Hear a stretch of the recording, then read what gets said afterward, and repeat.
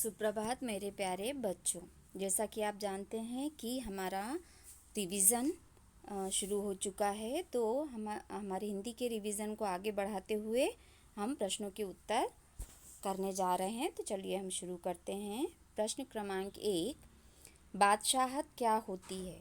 उत्तर है, बादशाहत शब्द बादशाह से बना है। इसका अर्थ होता है बादशाह द्वारा अपने राज्य में अपनी मर्जी के अनुसार हुकूमत चलाना।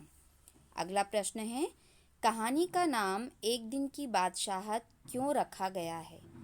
आप भी अपने मन से सोचकर कहानी का कोई शीर्षक बता सकते हैं। तो उत्तर है, ऐसा शीर्षक इसलिए रखा गया है क्योंकि आरिफ और सलीम एक दिन के लिए बादशाह की तरह अपनी मर्जी से घर का शासन चलाते हैं।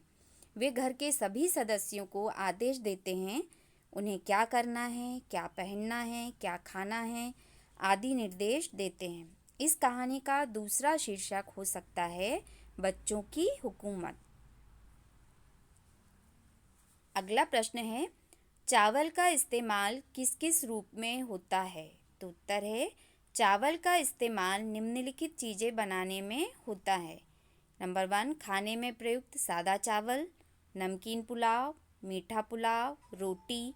इसके अलावा चावल के पापड़ भी बनाए जाते हैं, है ना। अगला है, चावल की रोटियां नाटक में मुख्य और गौड़ पात्र कौन से हैं?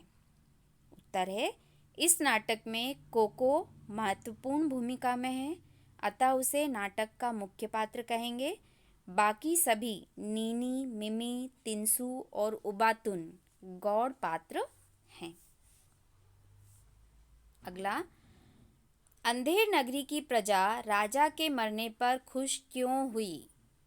जो अंधेर नगरी की प्रजा थी, जब वहाँ का राजा मरा तो प्रजा खुश क्यों हुई? तो उत्तर है, मूर्ख को कोई नहीं चाहता क्योंकि वह हमेशा लोगों की परेशानी का कारण बनता है। अंधेर नगरी की प्रजा राजा के मरने पर इसलिए खुश हुई क्योंकि वह मूर्ख था। उसके मरने से उनकी वर्षों की तमन्ना पूरी हुई। वे राजा की मूर्खतापूर्ण शासन व्यवस्था से बड़े दुखी थे। अब उनके दुख का अंत हो गया था। अगला है, यदि मंत्री की गर्दन फंदे के बराबर की होती तो क्या होता? उत्तर है, यदि मंत्री की गर्दन फंदे के बराबर की होती तो उसे फांसी पर चढ़ा दिया जाता। अगला प्रश्न, सच राजम बड़ा बहादुर लड़का है।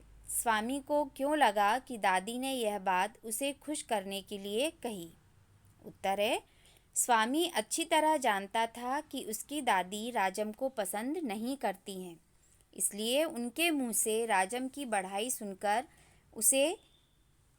स्वामी को लगा कि वे उसे खुश करने के लिए ऐसा कह रही हैं। अगला प्रश्न, स्वामी का अपनी दादी के साथ कैसा रिश्ता था? उत्तर है, स्वामी का अपनी दादी से बहुत लगाव था। वह उनकी गोद में सिर रखकर सुरक्षित महसूस करता था। वह उनसे कभी कभी चिढ़ जरूर जाता था, लेकिन उनसे बहुत प्यार करता था। रोज रात में उनके साथ सोता था। उनकी संगति में वह प्रसन्न रहता था। अगला है, तेंदुए और बाघ में क्या अंतर है? उत्तर है, तेंदुए बाघ से थोड़े छोटे होते हैं। इनके दौड़ने की गति भी एक समान नहीं होती। अगला प्रश्न है, बाघ दिन भर क्या क्या करता होगा, कहाँ जाता होगा? तो उत्तर है, बाघ दिन भर शिकार की खोज में जंगल में घूमता रहता होगा। कभी कभी सो भी जाता होगा। शिकार की खोज में वह झाड़ियों, नदियों आदि जगहों पर जाता होगा। तो बच्चों, अभी हमने यहाँ पर प्रश्नों के उत्तर पढ़े। इन प्रश्नों के उत्तर को आपको लिख कर याद करना है, और याद करने के बाद आपको इनको लिखकर कॉपी में लिखना है।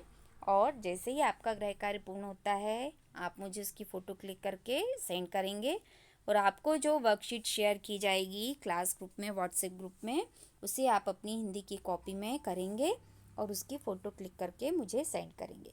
हम हमारे इस रिवीज़न को आगे कंटिन्यू रखेंगे, प्रश्नों के उत्तर को। अगली क्लास में फिर मिलेंगे, तब तक के लिए बाय, थैंक यू।